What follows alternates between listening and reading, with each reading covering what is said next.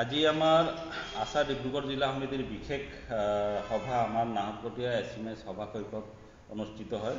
আমাৰ কেইবাটাও আঞ্চলিক সমিতিৰ বিষয়ববীয়াৰ উপস্থিতিত আজিৰ আমাৰ এই বৈঠকত কেইবাটাও গুৰুত্বপূৰ্ণ সিদ্ধান্ত গ্ৰহণ কৰা হয়।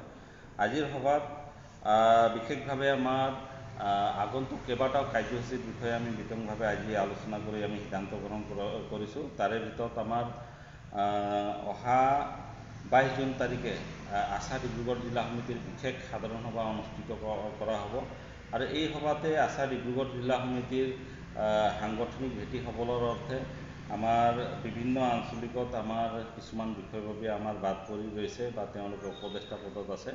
আমি তেওঁলোকক জিলা সমিতিত অন্তৰ্ভুক্ত কৰা হ'ব আৰু সাংগঠনিক কিছুমান আমাৰ নিষ্ক্ৰিয় হৈ আছে, আমাৰ সাল সলনিবিলাক কৰা হ'ব।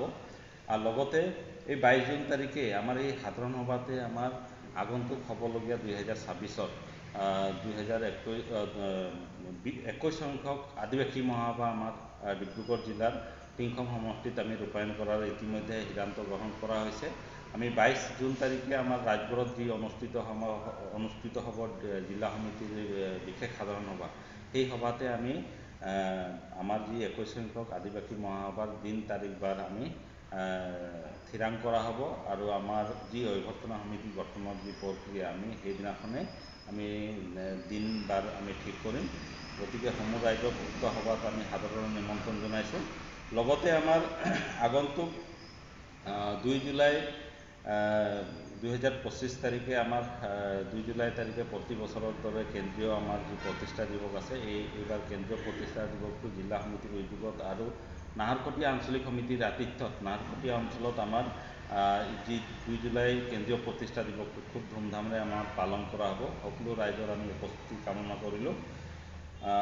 ইয়াৰ লগতে আমি সাংগঠনিক কেইবাটাও দিশৰ ওপৰত আমি সিদ্ধান্ত গ্ৰহণ কৰা হৈছে। সাংগঠনিক দিশৰ ভিতৰত যিসমূহ আঞ্চলিকসমূহ কিছুমান কাৰ্যসূচীত উপস্থিত হোৱা নাই বা জিলাৰ বিষয়ে উপস্থিত হোৱা নাই, তেওঁলোকক আমি চকেজ প্ৰেৰণ কৰা হ'ব। আৰু লগতে আগন্তুক যোৱাটো আমাৰ কাৰ্যনিৰ্বাহক সভাত আমাৰ যিসমূহ সিদ্ধান্ত গ্ৰহণ কৰা হৈছিলে, আমাৰ প্ৰতিটো আঞ্চলিক সমিতিত আমি প্ৰাথমিক কমিটি গঠন কৰাৰ এটা নিৰ্দেশনা আমি জাৰি কৰা হৈছিলে।